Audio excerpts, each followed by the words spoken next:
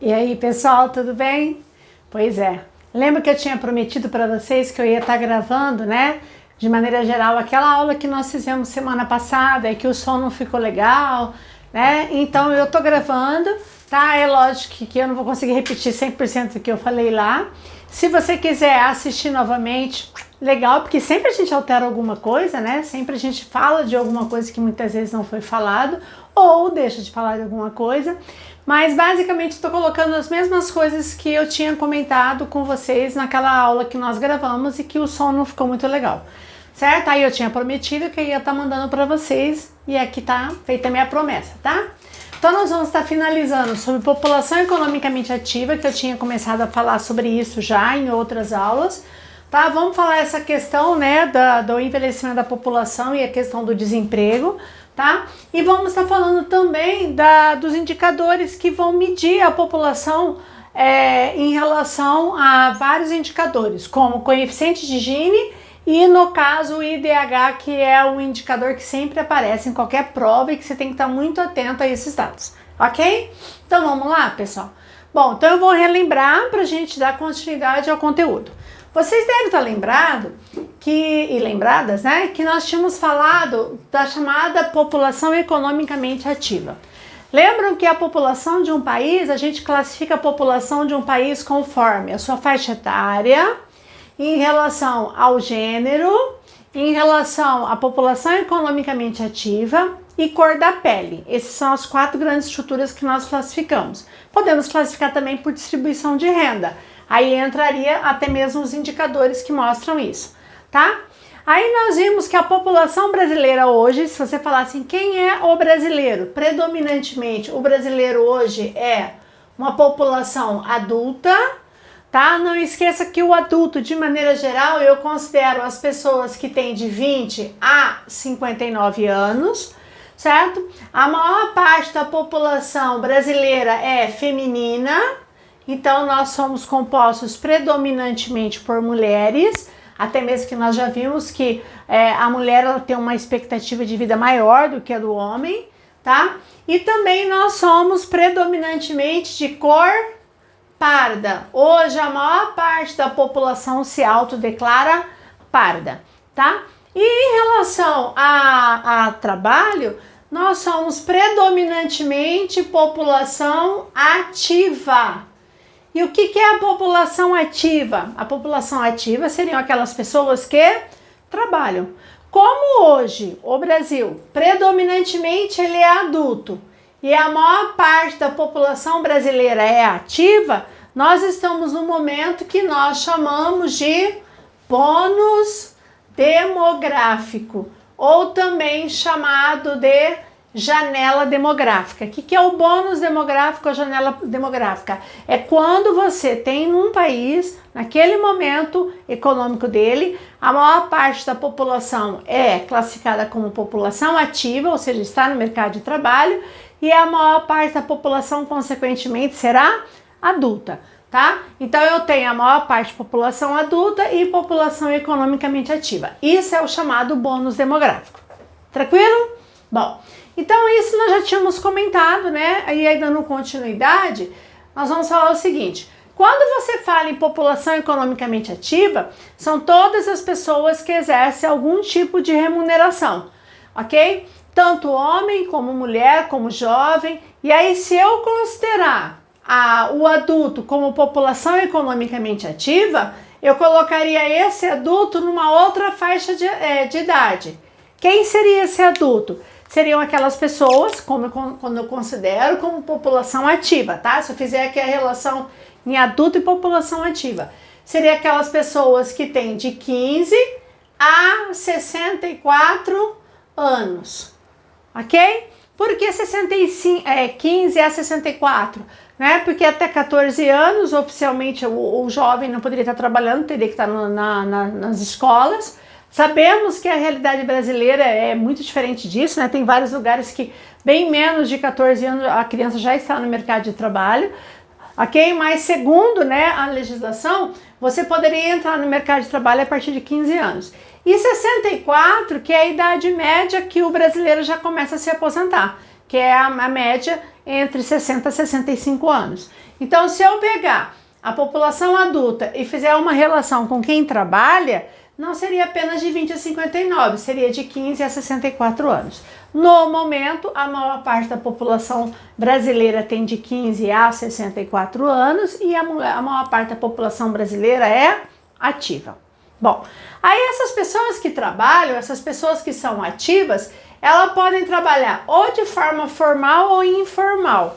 O que é trabalhar de forma formal? Formal é aquele funcionário, vamos pensar como eu, funcionária, empregada, tá? Eu, funcionária, trabalho com carteira assinada, ok?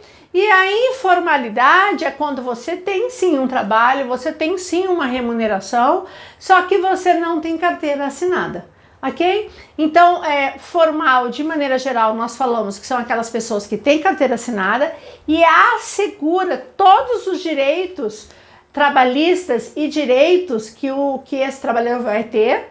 E o informal, apesar dele ter um salário, apesar dele ter direitos, nem todos, vamos dizer assim, os direitos e nem todos os acessos a serviços que ele poderia ter, ele está necessariamente apto a receber. Então, por exemplo, há uma pessoa que trabalha de forma formal, com carteira assinada, além dela ter direito a salário, descanso remunerado, férias anuais, 30 dias de férias durante o ano, abono de férias quando ela retira as férias. Não esquecer que pela mudança da legislação trabalhista, hoje o trabalhador, ele pode dar as férias de um trabalhador, não 30 dias corrido. Ele pode dar, o trabalhador ter direito a tirar as férias em até 3 vezes. 3 vezes de 10 dias. 10 dias, 10 dias, 10 dias. Ou ele pode tirar em 2 vezes, tipo 15 dias, 15 dias, ou 10 dias e 20 dias. Ou ele pode pegar 30 dias direto. Tá? Hoje o trabalhador, ele tem direito a férias e com abono de férias. O que é o abono de férias? Você recebe 30% a mais do seu salário como abono de férias. Então, se um funcionário ganha R$1.000 mensalmente, quando ele sair de férias, além dele receber os R$1.000, ele receberá mais R$300 de abono de férias. É o que ele recebe a mais. Então, ele vai receber o salário dele sem estar trabalhando, mais os 30% em relação ao salário que ele ganha na carteira assinada. Ok? E aí agora a nova regra, a nova entre aspas, que já está ocorrendo já há mais de um ano, é que o trabalhador, com uma teoricamente livre negociação com o patrão, que a gente sabe que nem sempre essa negociação ocorre, certo? Ele tem a possibilidade de tirar até essas férias em até 3 vezes, até 3 vezes, tá? Pode ser 1, 2 ou 3, ok? Bom, outra coisa importante, pessoal, que uma pessoa que é formal, ela assegura uma série de direitos. Por exemplo, se ela for mandada embora, ela tem direito a seguro-desemprego, ela tem direito a receber o PIS, ela tem direito a resgatar junto com uma multa de 40% o seu FGTS, Fundo de Garantia por Tempo de Serviço. Se ele estiver trabalhando, ficou doente, que nem agora, por exemplo, um coronavírus, Uma pessoa ficou doente, tem que ficar afastado aí 15, 20, 30 dias, sem poder trabalhar e ele tem carteira assinada, é assegurado o direito de estar afastado do trabalho por questões de saúde, certo? E continuar recebendo o seu salário. É lógico que 15 dias esse salário será pago pela empresa e a partir de 15 dias passa a ser pago pelo INSS. E por que o INSS vai te pagar essa licença saúde? Porque por você ser formal, você paga uma série de impostos. Inclusive, um deles é o INSS, que é aquele desconto que sai direto na tua folha de pagamento, que vai ser contado como tempo de contribuição para sua futura aposentadoria e que também te dará uma série de benefícios que você poderá ter, tá, em relação a ser formal. Quando você está na informalidade, você não tem carteira assinada. Isso não quer dizer que você não tenha direito a férias, que você não tenha direito a descanso remunerado, certo? Mas, por exemplo, se eu estou trabalhando de forma informal, e não tenho carteira assinada, e se eu for mandado embora, eu não tenho direito a seguro-desemprego. Eu não tenho fundo de garantia por tempo de serviço, certo? Eu não tenho, se eu, por exemplo, estou trabalhando na informalidade, sofri um acidente de trabalho, por eu não estar contribuindo, eu não tenho direito de receber esse salário pelo INSS. Se a empresa que eu trabalho quiser me dar uma ajuda, é uma coisa, certo? Então, como eu já tinha comentado com vocês, geralmente quando uma crise econômica bate num país, de maneira geral, reduz o número de formais, porque a primeira coisa que as empresas vão fazer para reduzir o seu custo é demitir os funcionários, e automaticamente aumenta a informalidade, que é o grande boom que a gente está vendo hoje no Brasil. Quer dizer, hoje não, já faz um tempinho, né? Mas agora, com todo esse problema do Covid, pior ainda. Tranquilo? Bom, aí quando eu falo em população economicamente ativa, a gente tem que fazer uma relação com o envelhecimento da população. Nós vimos que a população brasileira está envelhecendo. Por quê? Porque tem elevado a expectativa de vida e, ao mesmo tempo, a taxa de fecundidade, que é a média de filhos que uma mulher vai ter, tem caído de uma forma muito rápida no Brasil. Então, se está cada vez nascendo menos e cada vez está vivendo mais, a população ela está envelhecendo. Porque você ter nascimento é bom porque você renova essa população ativa. Certo? Porque esse que é ativo, quando ele envelhecer, ele vai se tornar uma população inativa, ou seja, ele não vai mais trabalhar, teoricamente ele não vai mais trabalhar e não vai mais contribuir, porque tem muitos que se aposentam e continuam trabalhando, certo? E ele passa a ter direito à aposentadoria.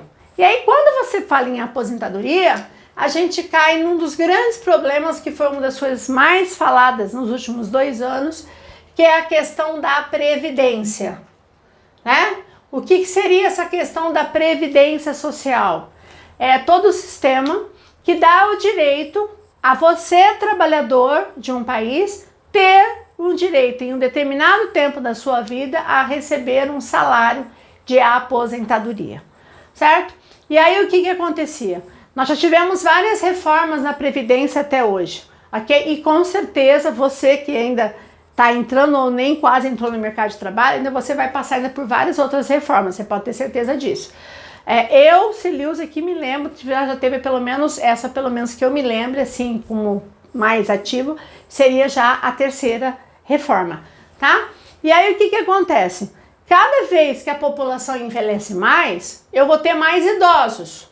Como nós temos falado, a maior parte é adulto, só que a tendência é os adultos diminuírem e aumentando o número de idosos, porque eu daqui a alguns anos vou me tornar uma idosa, então eu vou aumentar essa parcela. E aí o que acontece? Se eu acabo aumentando o número de idosos e cada vez eu tenho menos jovens para substituir esse adulto que um dia vai se aposentar, eu vou ter um grande gargalo, um grande problema que seria a Previdência Social. Ok? Eu sei que a reforma que foi aprovada o ano passado, né, depois de tantas discussões, que começou desde lá da mudança do governo Dilma para o Michel Temer, que começou uma proposta de reforma da Previdência, e aí agora no atual governo houve essa reforma com algumas alterações e foi aprovada, né? Então nós estamos numa nova reforma, certo? Uma nova forma de você se aposentar. E o que de maneira geral aconteceu? Né? De maneira geral, uma das grandes mudanças que teve nessa nova previdência é aumentar a idade mínima para se aposentar, certo? Por quê? Porque como que era basicamente a regra, né? É lógico que a gente não vai dar uma aula de previdência, só para você ter uma noção. Antes, uma pessoa no serviço geral, a regra geral que a gente fala, porque serviço público tem outras regras, ou pelo menos tinha outras regras, a mulher ela tinha que trabalhar mínimo de 30 anos e o homem 35. 30 anos a mulher e 35 anos de contribuição o homem. Então, se eu, mulher, chegasse a ter 30 anos de contribuição, tá? Independente da minha idade, eu podia me aposentar.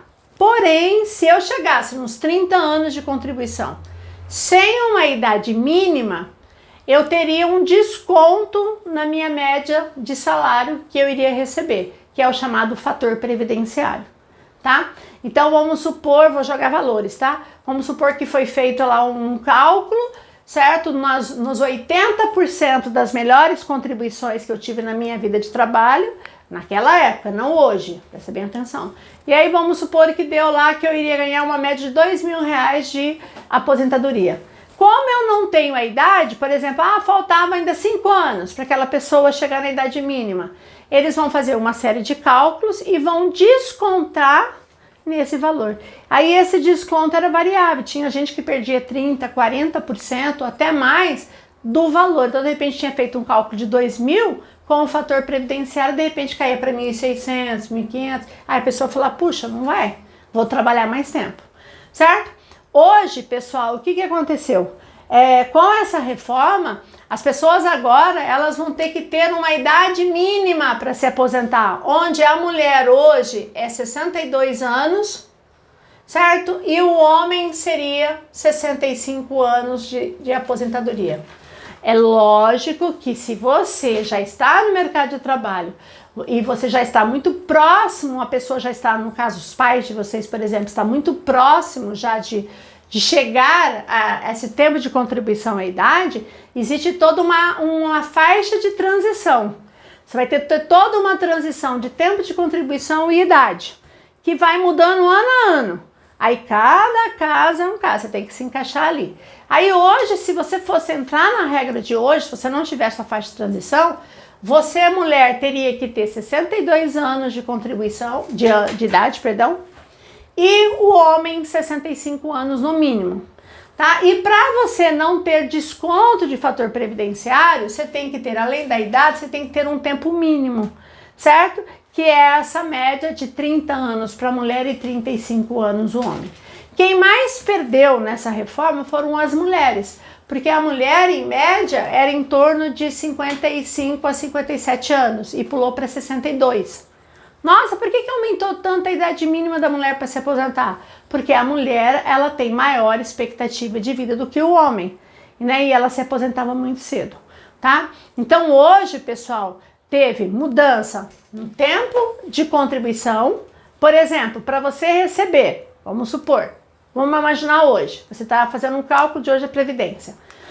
Para você saber quanto você vai receber, você vai pegar em toda a sua vida de contribuição, a média de quanto você contribuiu, quanto que você pagou de INSS em toda a sua vida, soma tudo e faz a média.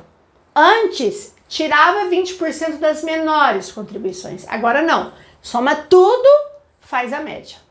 Aí essa média, você receberá 100% dessa média, vamos supor que a média deu 2.000. Você receberá 2.000 se você tiver, além da idade mínima, você tem que ter pelo menos em torno de 40 anos de contribuição. Porque se você tiver menos tempo, vai descontando. Eu tenho 62 anos, mas eu tenho 30 anos. Posso me aposentar? Posso. Porque eu tenho o mínimo de tempo de trabalho e eu tenho a idade mínima. Só que eu não vou receber 100% da minha média. Por quê? Porque eu vou ter um descontinho, porque teoricamente eu estou jovem e ainda poderia trabalhar mais, certo? Então as regras da Previdência são muito variáveis. Então tem regras especiais como para professor, também continuou. Tem algumas regras para quem é de serviço militar, para as policiais, os policiais também estão em regra especial, tá? Servidor público tiveram várias alterações, certo? Então, só para a gente ter uma ideia. Então, quando eu falo da reforma da Previdência, que todo mundo falava, xingava, gritava, e que realmente atingiu a vida de muita gente, e vai atingir, tá? De maneira geral, a gente começa também a entender o porquê. Por causa justamente do envelhecimento da população. Tranquilo? Bom, outra coisa importante, que é quando você fala em população ativa, a gente entra nessa questão de desempregados. Então, aqui eu coloquei para vocês 3 conceitozinhos importantes. Os desempregados, os subocupados e o chamado desalentados, tá? O que seria o desempregado? Detalhe. Seria o desempregado e população ativa? Sim ou não? Sim. Ele só não será ativo se uma pessoa está desempregada e ela não estiver procurando, ela não está entregando currículo, ela não está indo atrás, então aí o IBGE coloca ela como inativa. Mas, teoricamente, se uma pessoa está desempregada, ela está entregando currículo, ela está fazendo uma entrevista, ela está indo atrás. Então, apesar dela estar temporariamente fora, ela é colocada dentro de população ativa. Então, não esquece, desempregado, ele entra como população ativa. Só se ele não estiver mais à procura de trabalho. Aí ele entra como inativo. Muito bem.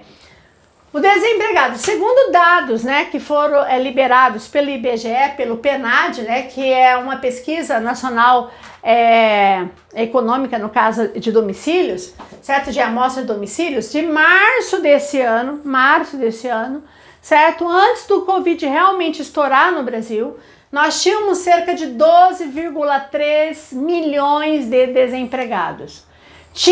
Era muito maior, em 2019, eram mais de 13 milhões. Aí houve uma queda, no final de 2019, houve uma queda do número de desempregados, certo? Foi muito comemorado. E aí, infelizmente, já houve um pequeno aumento em março. Agora, então, a gente não tem nem ideia do que vai virar. Vamos ver daqui a alguns meses, né? Nós estamos já em maio, como que será o número de desempregados no Brasil daqui o final de maio ou junho, porque com o Covid cada vez o número de desempregados cresce, certo? Então o desempregado, né, conforme dados de março, antes do Covid realmente estourar no Brasil, já eram 12,3 milhões de pessoas. Só para vocês terem uma ideia, a população da cidade de São Paulo, ela está na faixa de 12 milhões de habitantes. Então é como se fosse todos os habitantes da cidade de São Paulo desempregados. Ok? Bom, e aí eu tenho o subocupado. O que é o subocupado? O subocupado é aquela pessoa que o próprio nome mais ou menos já te dá uma ideia, ele tem alguma atividade, mas muito inferior à que ele poderia trabalhar. Certo? Então, por exemplo, se ele está disponível lá para trabalhar 8 horas por dia, muitas vezes ele conseguiu um trabalho para ele trabalhar 3, 4 horas por dia. Um meio período, por exemplo. Certo? Então, automaticamente, se ele vai trabalhar menos horas, automaticamente ele vai ganhar menos. Então, ele acaba estando subocupado. E é uma coisa que cresceu muito, principalmente em 2019, porque as pessoas com um elevado número de desempregos, as pessoas tiveram que se encaixar em atividades, mesmo que fosse trabalhando algumas horinhas para ganhar um pouquinho. Então, ele era, no caso, o subocupado, ou ele é o subocupado, tá? E os chamados desalentados foi uma expressão que surgiu muito ano passado, né? Hoje a gente quase não fala tanto desalentado, né? Já tá desesperado, vamos dizer assim, né? Porque o que é o desalentado? O desalentado é aquela pessoa que está há tanto tempo desempregado que ela já cansou. Ela acha que ela não adianta mais entregar currículo, que ela não adianta mais procurar, ela não tem mais dinheiro para pagar o transporte, ela não tem dinheiro para fazer um currículo, para imprimir um currículo, ela não tem condições mínimas nem de buscar, nem de tentar buscar emprego. Então é o desalentado. Foi um dos itens mais citados no ano passado, né, quando a gente tinha mais de 13 milhões de desempregados, tá?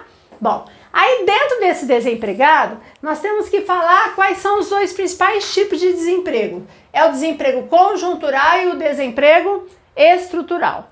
O que é o conjuntural e o que é o estrutural? Conjuntural é quando você perde emprego por conjunturas econômicas. Então, por exemplo, neste momento agora, o maior problema do desemprego no Brasil é conjuntural, certo? O Covid, tá tudo parado, ninguém compra, ninguém vende, ninguém produz, automaticamente eu não consigo sobreviver, né? Pagando todo o custo, qual é a primeira coisa que eu tenho que fazer? Mandar embora meu funcionário, certo? Isso é desemprego conjuntural, que já era a grande causa do desemprego no Brasil antes do Covid, pelas diversas crises econômicas que o Brasil tem passado, desde 2014, 2015 para cá, que tem crescido de uma forma muito grande o desemprego no Brasil, né? Então, como a economia não anda, o PIB estava em recessão, né? Tivemos anos que o PIB foi negativo, né? Não gera emprego, não tem oportunidade, automaticamente as pessoas são demitidas. Isso é o desemprego conjuntural, certo? Com uma questão conjuntural, crise, problema, o funcionário perde o emprego porque o patrão não consegue bancar aquela função, aquele salário. Já o estrutural é aquele que você vai ser substituído pela máquina, tá? É automatização. né? Tudo que se torna automático, é um computador, é um programa, alguma coisa nova, gera o desemprego que nós chamamos de estrutural. Nenhum dos dois será bom, né? Só que a gente fala que o menos pior, vamos dizer assim, seria o conjuntural, porque teoricamente se voltar a crescer, por exemplo, que nem Covid vai passar, se Deus quiser vai passar, não sei quando, mas vai passar, né? E as coisas começarem a funcionar, tá? E começar a girar, eu preciso de funcionários, aí uma outra pessoa passa a ser contratada, e aí essa taxa de desemprego seria uma tendência em diminuir, uma tendência, porque também se causar uma quebradeira geral, isso a gente vai ver que isso vai persistir por um bom período, ok? E o estrutural tem um lado positivo. Qual é o lado positivo do estrutural? É que você está tendo uma modernização das atividades naquele país. Então, se eu estou perdendo emprego para a máquina, quer dizer que está modernizando. Isso é positivo. Porém, por um outro lado, gera desemprego. Não esquecer o seguinte, que quando uma máquina chega, ela substitui funcionários, certo? Então, de repente, tem um programa que foi instalado numa empresa que vai substituir lá 5, 10 funcionários. Porém, novos postos serão criados, porque vai ter que ter alguém que vai programar, alguém que vai dar assistência, só que geralmente vai ser um emprego em menor quantidade e de pessoas mais qualificadas. Ok? Então, desemprego estrutural, geralmente quem mais perde o emprego são aquelas pessoas que não têm grande qualificação profissional. Tranquilo? Tá. E aí uma outra coisa que aparece bastante, o pessoal está aparecendo muito nas provas, é a chamada uberização do trabalho, né? Que vem justamente da palavra Uber, né? E quando você fala em Uber, né, a gente vai pensar automaticamente, vou chamar um carro pelo Uber, né? Essa prestação de serviço de transporte, né? E o que acontece? Hoje nós estamos tendo uma uberização do trabalho. Bom, o que seria isso? Né? E tem aspectos positivos e negativos. A uberização do trabalho, isso aqui não deixa de ser um trabalho informal. De maneira geral, você cai na informalidade. É lógico que, presta atenção, não estou falando que 100% vai ser informal. Muitos vão estar na informalidade. Mas tem muitas pessoas que trabalham nessa nova forma, que a gente chama de uberização, tá? Até mesmo motorista do aplicativo, né, do Uber, que ele se formaliza. Como? Quando ele abre, por exemplo, o que a gente chama de MEI, né, que é um microempresário, empreendedor, tá? Aí ele vai pagar mensalmente uma taxinha, ele vai estar contribuindo, aí ele se torna formal. A partir do momento que ele abre uma MEI, tá? Ele é um microempresário, certo? Ele tá formal, porque ele tá pagando, ele tá contribuindo, ele tem também direitos, porque ele tá pagando, certo? E de certa forma é como se não, né? Ele é o próprio patrão, eu sou o meu próprio patrão. Então, por exemplo, se eu vou trabalhar no Uber, né? E eu abro uma MEI, eu tô tendo uma microempresa, onde eu estou pagando, eu estou na formalidade, certo? E eu sou meu próprio patrão. Porém, o que a gente tem observado? Que quando a crise bate e você tem um aumento do desemprego, não só o conjuntural, como o estrutural, certo? Quando a automatização chega e ela toma de tal maneira a vaga, o posto de trabalho de alguém, as pessoas elas caem na informalidade. Então, grande parte das pessoas que estão nesse processo de uberização, eles fazem um trabalho informal, tá? Não tem MEI, não tem carteira assinada, né? E tem as suas vantagens e desvantagens. A vantagem é que você trabalha como se você fosse o seu patrão, que é você seu patrão. Você tem uma flexibilização de horas, você trabalha a hora que você quer trabalhar à noite, quer trabalhar de manhã, quer trabalhar de madrugada. A quantidade de horas quem determina que você vai trabalhar vai ser você, tá? Você pode se programar em que tipos de serviços que você... Porque uberização não é apenas trabalhar no aplicativo do Uber. Hoje existem várias formas. Se você pegar, por exemplo, hoje, ainda mais nessa questão do Covid, entrega de comida, por exemplo, né?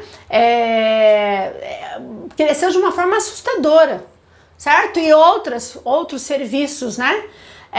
Que as empresas acabam terceirizando aquela atividade para alguém que faça. certo? Então eu vou lá, pago, você leva tal coisa, entrega tal coisa para mim, faz tal serviço, leva tal comida, transporta tal coisa, mas não é meu funcionário, eu terceirizei.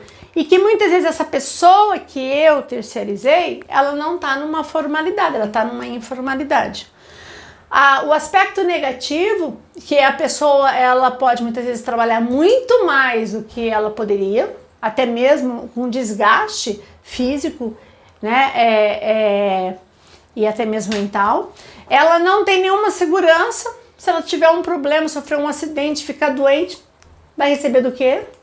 Certo? E muitas vezes, nesse momento que isso cresceu tanto, né, que tem falado muito de 2018, 2019 para cá, a uberização, muitas vezes você acaba sendo até muito explorado pelas empresas, certo? Então é uma forma de trabalho que surgiu com tudo aí no mundo, uma nova relação de trabalho, né, inclusive muito marcante no Brasil, ok? Bom, e aí para finalizar, nós vamos falar dos dois coeficientes. Coeficiente de Gini e o IDH. O que o coeficiente de Gini mede? Ele mede a concentração da renda. Como que a renda está distribuída num país, certo? Então foi criado por um matemático italiano chamado Gini, certo? Onde esse coeficiente, ele varia de 0 a 1. Ele varia igualzinho o IDH, de 0 a 1, só que é o contrário. Quanto mais próximo do 1, pior o índice de Gini. Quanto mais próximo do 1, quer dizer que mais concentrado é a renda no país, certo? Quanto mais próximo do 0, melhor. É diferente do IDH. O IDH é o contrário. Quanto mais próximo do 1, melhor. Quanto mais próximo do 0, pior.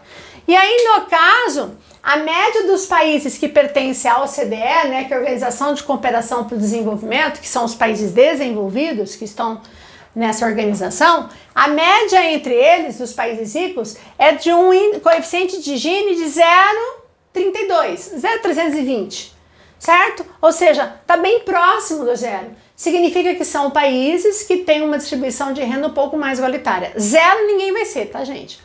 Porque 0 significa que todo mundo teria o mesmo rendimento, tudo igual, não existe, certo? Então seria o mais próximo. E aí, quando você pega o dado do Brasil de 2017, ó, 0,533, certo? Se você comparar com os países da OCDE, o Brasil está acima de 0,500, 0,500 quer dizer que é um país concentrado. Segundo os dados, inclusive do PNUD, né, que o PNUD, tá? Programa das Nações Unidas de Desenvolvimento, que é o organismo da ONU, que inclusive faz o cálculo do IDH, o Brasil é considerado o segundo país de maior concentração de renda. Segundo eles, pelo menos 1/3 da renda do país está concentrada em 1% da população mais rica, certo? Nós só perdemos, né? Nós não somos o mais concentrado porque o Catar é o mais concentrado. Então imagine, de quase 200 países no mundo, 187 que a ONU faz, né, o cálculo do IDH, nós somos o segundo de maior concentração de renda. E a gente está vendo bem isso nessa realidade, né, gente? Como a renda está concentrada, certo? Então aquelas pessoas, 1% dos mais ricos do Brasil tem pelo menos 1/3 de toda a renda do país, ok? Bom, aí a gente percebe como o nosso coeficiente de Gini é alto. Então a gente tem uma renda muito mal distribuída no Brasil. Tranquilo? Bom, e o IDH? O que é IDH? Índice de Desenvolvimento Humano. Ele foi criado na década de 90 pela ONU, certo? Ele analisa 3 itens, por favor, preste atenção. 3 itens. Ele analisa a saúde da população, ele analisa a renda e ele analisa a educação. Esses são os 3 itens analisados: saúde, renda e educação. E é feito pelo PNUD. O que eles avaliam? Ó, quais são os indicadores? Ó, olha só, o item analisado são os 3. Mas quais são os indicadores que mostram como está a saúde, a renda e a educação? Então, a saúde seria a expectativa de vida. É lógico que a expectativa de vida dentro já vai estar a taxa de mortalidade. Então, se eu tenho uma expectativa de vida alta, significa que a mortalidade é baixa e vice-versa, certo? Qual é o indicador que mede a renda? É a chamada Renda Nacional Bruta, RNB, que não é apenas o PIB per capita. O que é PIB per capita? PIB é Produto Interno Bruto. Eu pego tudo que o país produz e divido pelo número de habitantes, dá o PIB per capita. O RNB analisa o PIB per capita, mas também todo o dinheiro que vem de fora, do exterior. Como assim? Ora, tem um monte de imigrante que está morando fora do país e que manda esses rendimentos para suas famílias. Esse dinheiro também é computado. Aí ele entra na chamada Renda Nacional Bruta. Tranquilo? E aí, no caso, o último item, que é o grande problema brasileiro, é a educação, que é analisado a quantidade de anos de estudo que o brasileiro tem. E aí eu queria uma atenção de vocês especial aqui. Quando eu falo em ano de estudo, a gente divide em dois grupos, tá? O adulto, que seria para o IDH aquele que tem mais de 26 anos, porque é a idade média que um jovem ele geralmente termina um curso superior, certo? No mundo. Então ele conta quantos anos de estudo tem um adulto, ou seja, quem tem mais de 26 anos, quantos anos de estudo. E também é levado em consideração anos de estudo da educação básica, que é os anos esperados de estudo. O que seriam os anos esperados de estudo? Ora, quantos anos que se espera que um brasileiro tenha no mínimo de estudo? Quantos anos? Pensaram? Quantos anos? O mínimo que se espera seria 12 anos. Por que 12 anos, Celiusa?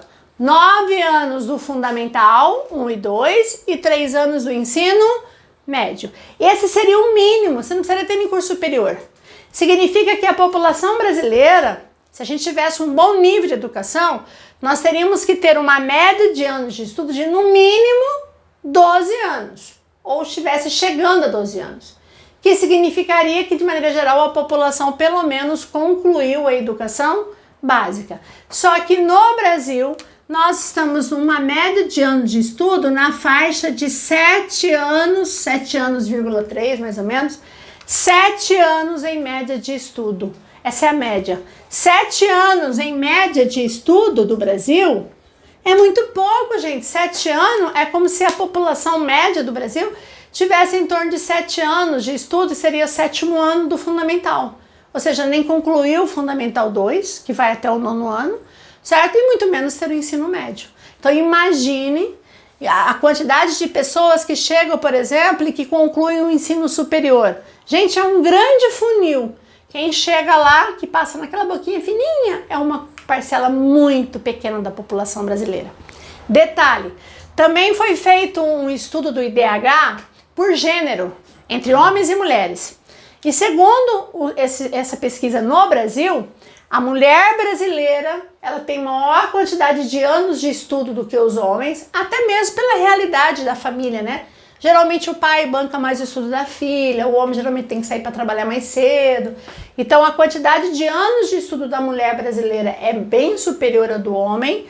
A saúde, a mulher vive mais do que o homem, nós já vimos, mas aí quando você fala em renda, a mulher brasileira infelizmente ganha bem menos a média do que a renda do homem brasileiro. Tá? Então nós não temos uma igualdade de gênero em relação principalmente à renda no Brasil. Então as mulheres ganham em relação à saúde e educação em relação ao homem e os homens ganham em relação às mulheres em relação à renda. Ok? Bom, feito esse cálculo, aí eu classifico o IDH em baixo, médio, alto e muito alto. Ou pode ser elevado e muito elevado. Certo? Quem é muito elevado? Muito elevado seria aquele que está mais de 0,800, ultrapassou 0,800, que é um grupo muito seleto de países, muito pequeno de países, são as grandes potências, não potências econômicas, mas os países mais ricos. E aí o engraçado é que se vocês observarem, o país que não perde essa primeira posição pelo menos há 4, 5 anos é a Noruega. Olha só, 0,954, olha o IDH invejável da Noruega. País escandinavo. E a Noruega não está entre as maiores potências. econômicas. Então, por exemplo, você pega, quem tem o maior PIB do mundo? Os Estados Unidos. Não tem o maior IDH. Quem tem o segundo maior PIB do mundo, o país que mais cresce? A China. A China, ela tá mais de 100 posições, certo? Com IDH. Porque não adianta eu ter apenas uma economia forte, tem que pesar os 3 itens, certo? No caso do Brasil, o Brasil tem um IDH considerado alto IDH, comi o H aqui, alto IDH. O nosso IDH é esse aqui, ó, 0,761. Aí eu queria atenção especial aqui pra gente finalizar, preste atenção. Qual a atenção especial? O IDH, ele é anual. Todo ano geralmente sai no segundo semestre. Vamos ver esse ano, né, gente? Porque tudo que está acontecendo no mundo eu já não sei mais. Então é assim. O ano passado saiu o DH 2019, que é esse aqui, ó. 2019. Que retrata 2018. Certo? Então 2019, IDH 2019 retrata o ano 2018. Por isso que eu coloquei em 2018. O IDH deste ano 2020 vai retratar o ano de 2019. Eu imagino que vai ser o IDH 2021, que vai retratar o ano de 2020, principalmente em relação à saúde, né? Então, o que acontece aqui em relação à renda? Vocês acham que esse desemprego no mundo inteiro, como vai afetar a renda da população, certo? Então, até sair o novo IDH, o que é válido é esse aqui, ó. Então, de 187 países, o Brasil ocupa a posição 79. Nós temos um IDH 0,761, a gente cresceu, ó, 1/10. De 0,760 foi para 0,761, certo? 79 posição, nosso IDH é considerado alto. Tem que guardar essa posição, esse valor? Tem, pessoal, cuidado, que há 2 anos atrás caiu uma questão na UFGD, no final do ano, e eles tinha já saído o novo IDH. E quando sai o novo IDH, a gente até fala na aula, o novo IDH, gente, saiu o novo IDH, você viu a posição e tal. Só que eles colocaram na questão da prova o IDH do ano anterior, né? Não do novo, do atualizado. E muita gente fez a prova pensando no novo IDH, porque quando foi feita a prova, né, de elaborar a prova, usaram o dado anterior, mas quando o aluno foi fazer a prova, já era um novo IDH, e ele fez com aquele dado na cabeça. Teve muita gente que perdeu a questão, tentou entrar com recurso, mas não teve jeito. Por quê? Porque o ano que ele colocava, ele indicava qual é o ano de IDH. Então, vocês prestem atenção nisso, certo? Bom, então a gente conclui por aqui. Esse era o vídeo que eu tava devendo para vocês, né? Que eu falei que eu ia estar fazendo, né? Espero que tenha contribuído. Se você não assistiu o outro, assista esse, né? Ou se você já assistiu, está terminando de assistir também, né? Tá? E aí a gente se vê na próxima aula, né? E quem sabe logo, se Deus quiser, tudo passando, a gente vai se ver novamente ao vivo e a cores. Um beijo, gente, e a gente se vê na próxima aula. Tchau, tchau.